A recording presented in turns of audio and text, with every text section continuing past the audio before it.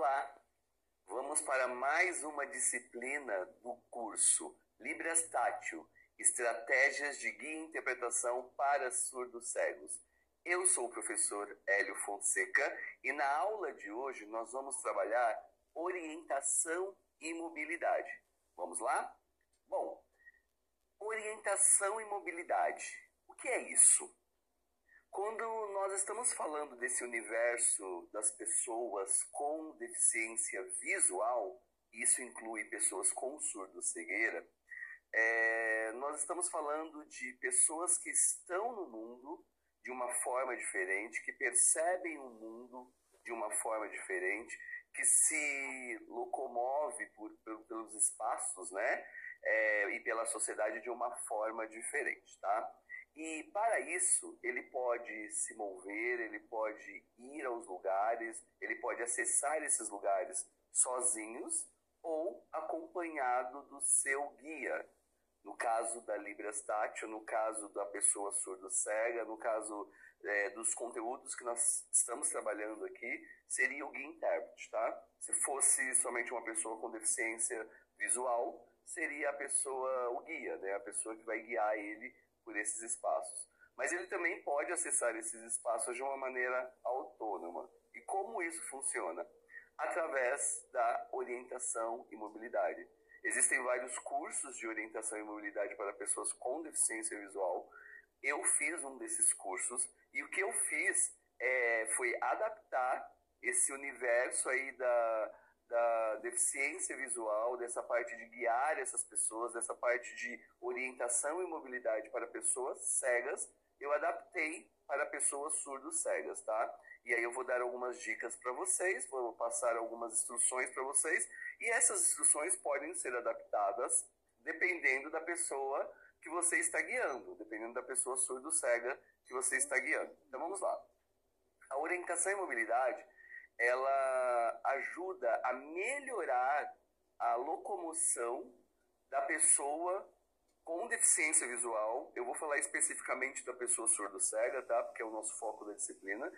Então ele ajuda a melhorar a locomoção da pessoa surdo-cega pelos espaços, seja de forma autônoma, sozinha, né? A pessoa está andando no espaço sozinha, ou acompanhado do guia, tá? Isso melhora a autoestima da pessoa com surdo-cegueira, também melhorando a inclusão social dessas pessoas, né? Outro aspecto que trabalha também aí a orientação e mobilidade é essa parte de liberdade, né? Da pessoa conseguir ir e vir exercendo aí a sua cidadania. Então vamos lá. Quando eu estou guiando uma pessoa surdo-cega, eu uso algumas técnicas, algumas estratégias para melhorar a minha performance aí na locomoção, guiando essa pessoa. E quando ele está sozinho também, com o uso da bengala, né? E aí já falando de bengala, as pessoas acham que a bengala ela é para a pessoa cega. Eu já vi gente falando assim, bengala é para a pessoa cega.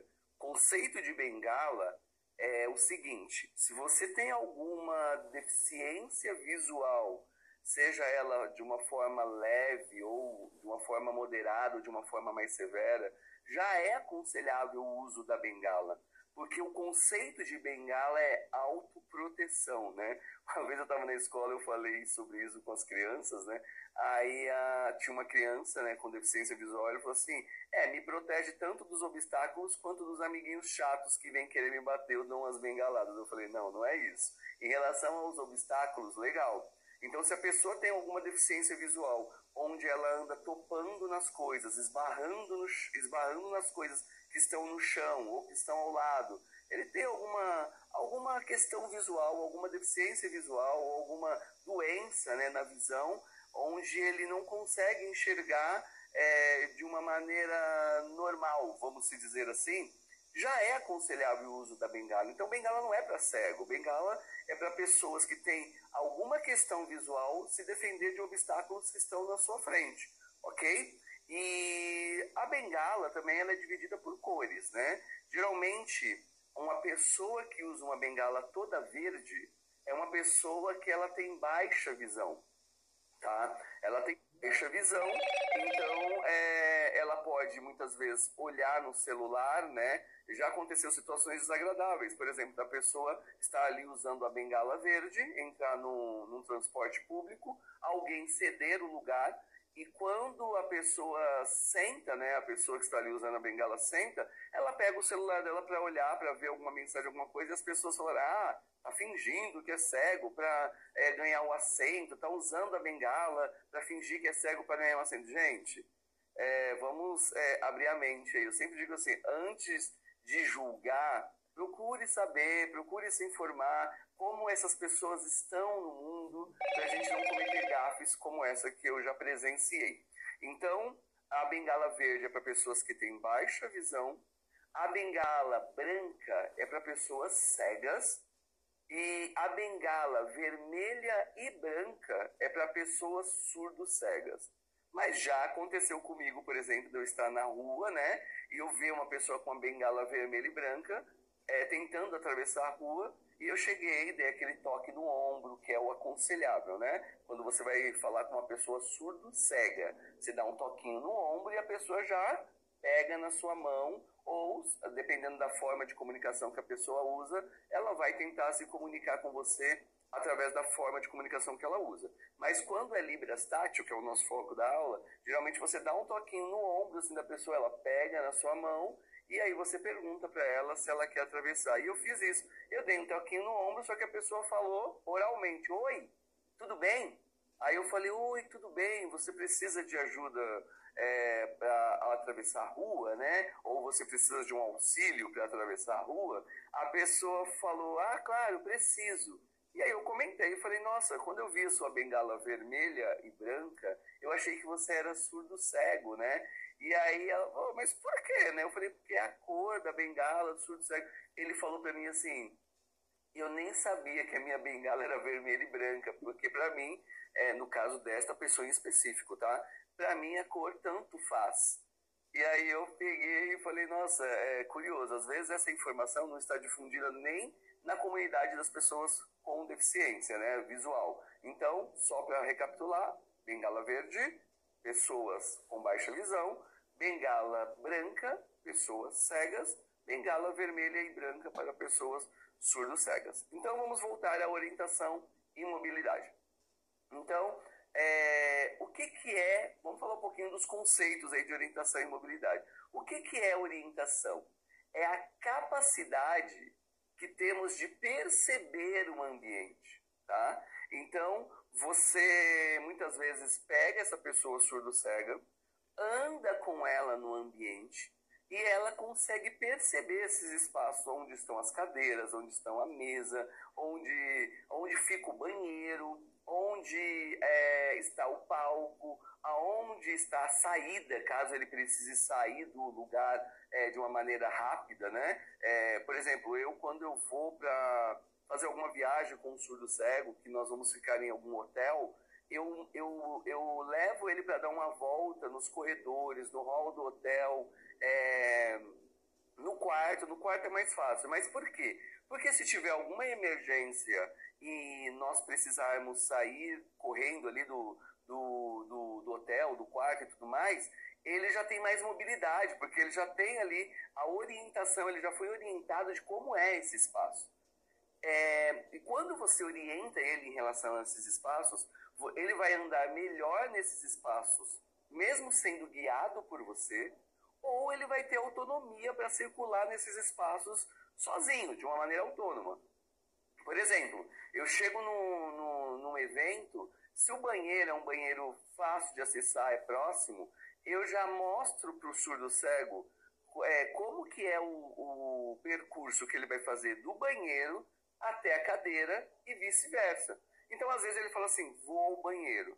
Claro, eu como guia dou aquela olhada, vejo se o layout não mudou, vejo se tem alguma situação perigosa no espaço. Não tendo nenhuma situação perigosa e ele quer ir ao banheiro sozinho, eu falo para ele, pode ir, tá tudo tranquilo. E ele já tem a orientação, porque eu já fiz esse percurso com ele 1, 2 ou 3 vezes, para que ele perceba o trajeto que ele irá percorrer até o banheiro. Beleza? Então, lembre-se dessa palavrinha mágica, orientação. O que é orientação? Percepção, ok? Eu quero mostrar um vídeo para vocês, tá? E aí, em cima desse vídeo, eu vou comentando com vocês essa questão de perceber, né? No vídeo está o Carlos, tá? E o Paulo. E o Paulo, ele fez alguns caminhos com o Carlos, e depois o Carlos começou a fazer esses caminhos sozinho, com a bengala, né? E é óbvio, né? O lugar tinha um piso tátil, que facilitava bastante aí a caminhada dele nesse percurso. Vamos ver o vídeo.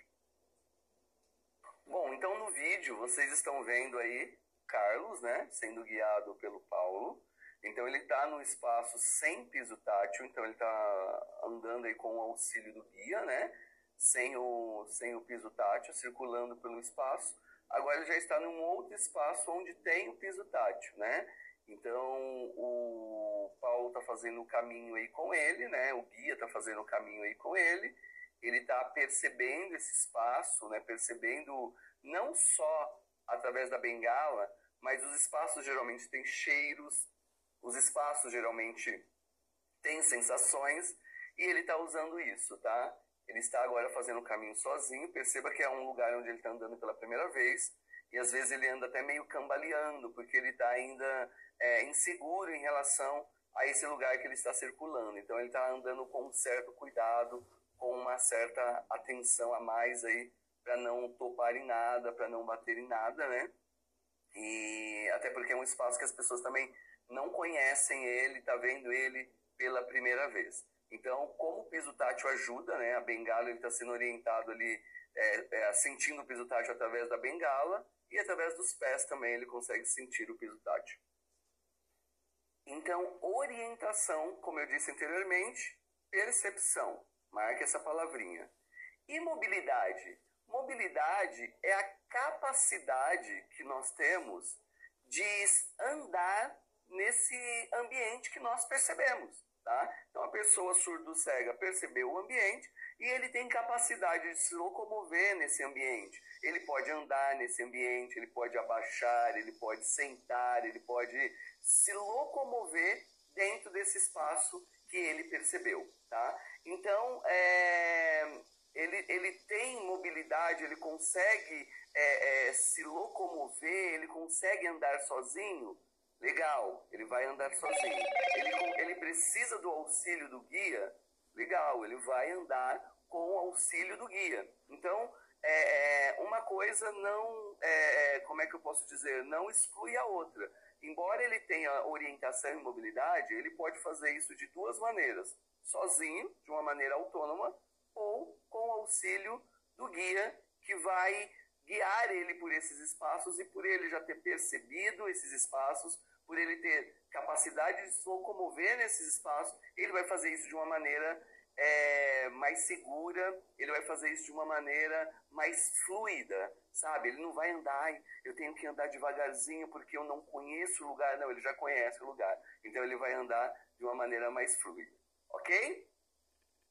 Bom, continuando então, a orientação e mobilidade é fundamental para a interação correta, tá? De qualquer pessoa no ambiente onde ele está ali, acessando, onde ele está circulando, tá? Então, para pessoas surdo-cegas, andar por um caminho, se locomover por um espaço de uma maneira independente ou de uma maneira mais fluida, aí, sendo guiado pelo guia, né? Pelo guia intérprete, no caso. Então, nós temos na orientação e mobilidade algumas posições que nós chamamos de posições básicas, né? O que é essa posição básica? Nós temos 3 posições que são básicas. Primeira posição, mão no ombro, tá?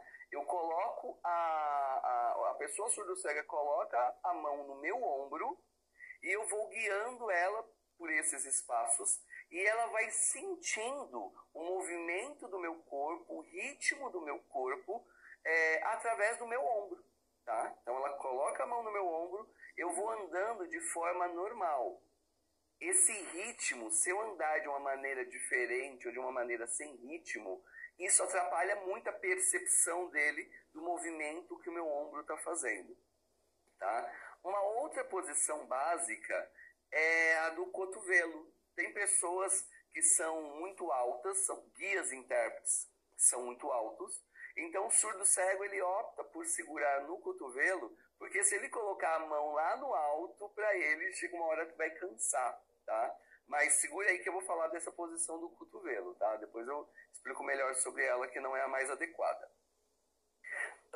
E temos a posição para crianças ou para pessoas que têm nanismo, que ele segura no punho. Aí você fala, Hélio, mas a criança que vai segurar no meu punho, entenda o seguinte, ele está aprendendo a se locomover pelos espaços, sendo guiado pelos espaços, e quando eu fico com o meu punho, com o meu braço de uma maneira reta, então se ele está sendo guiado aqui pelo meu braço, né, direito, à esquerda de vocês, se ele está sendo guiado pelo meu braço direito, eu posso movimentar o meu outro braço, mas esse aqui eu deixo reto para ele sentir os movimentos do meu corpo. Então ele está segurando aqui no meu punho, tá? Como eu vou mostrar na imagem, como mostra a imagem, como mostra o vídeo também, e ele está percebendo os movimentos que eu estou fazendo. Uma criança ou alguém com nanismo.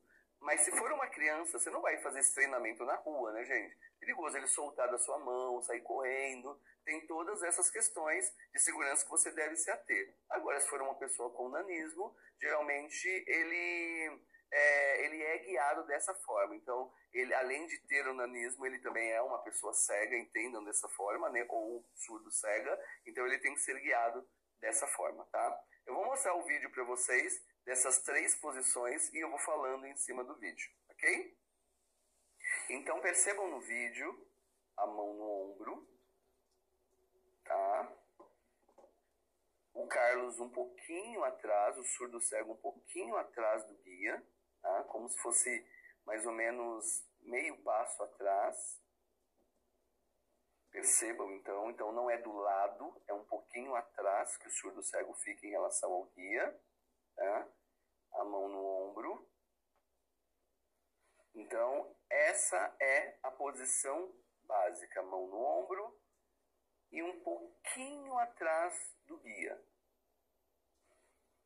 Ok?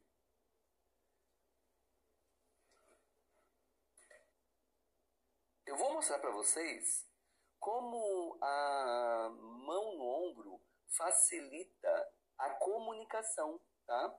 Diferente da próxima opção que eu vou mostrar, da próxima posição, aliás, que eu vou mostrar, que é a posição básica, mão no cotovelo, como dificulta. Então, olha como a mão no ombro facilita na comunicação, caso você precise passar alguma informação para o surdo cego andando com ele. Vamos lá. Então, veja como é fácil conversar com o surdo cego. Aqui no caso o guia falou, olha, vamos rápido que vai chover.